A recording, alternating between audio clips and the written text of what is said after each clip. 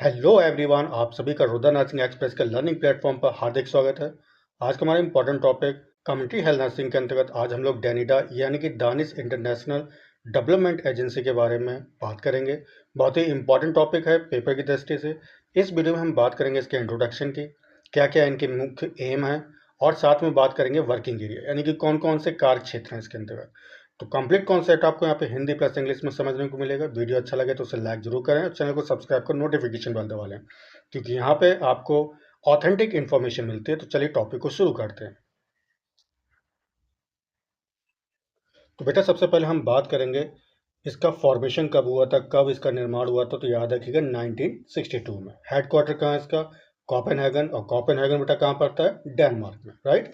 चलिए अगला हमारा पॉइंट है सेक्टर, यानी कि ये कौन जो डेनिडा होता है वो कौन से एरिया में काम करता है। तो याद रखिएगा फाइनेंशियल सर्विसेज जो है ये प्रोवाइड करता है, यानी कि वित्तीय सेवाएं जो हैं प्रदान करता है, राइट।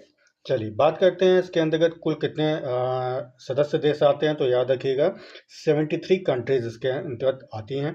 और इंडिया जो है कब इसका सदस्य देश बना? तो याद रखिएगा 1978 में इंडिया जो है इसका सदस्य देश बना, राइट। चलिए अगला पॉइंट है it is a government agency of Denmark. याद रखिएगा ये डेनमार्क की एक सरकारी एजेंसी है। क्लियर है बच्चा? चलिए अब हम बात करेंगे इसके एम की, क्या इसके मुख्य उद्देश्य थे। तो सबसे पहला पॉइंट है to reduce poverty through the promotion of human rights and economic growth, यानी कि इकोनॉमिक ग्रोथ द्वारा और ह्यूमन राइट्स को प्रमोट करके किसी भी देश की पॉवर्टी को रिड्यूस करना, वहाँ की गरीबी को कम करना, राइट बच्चा। अगला पॉइंट है it is focused on developing और पुअरेस्ट कंट्री। ठीक है, और इसका मुख्य फोकस कहाँ पे रहता है? ऐसे देश जो काफ़ी ज़्यादा गरीब हैं और या फिर वो विकसित हैं, यानी कि विकासशील की पथ पे हैं, तो ऐसे देश को ये ज़्यादा फोकस करती है, राइट। चलिए बेटा अब हम देखेंगे इसके वर्किंग एरियाज में कौन कौन से इसके कार्य क्षेत्र हैं। तो सबसे पहले बात है ह्यूमन राइट्स की, ठीक है, यानी कि ये मानव अधिकार जो होते हैं उस पर काम करता है। अगला क्या है? Democracy arrangement. तो ये जो लोकतंत्र जो होता है उसकी व्यवस्था करता है, यानी कि जहाँ पे डिक्टेटरशिप है, ठीक है, तो उसको ख़त्म करके वहाँ पे लोकतंत्र उसको स्थापित करने में मदद करता है, राइट।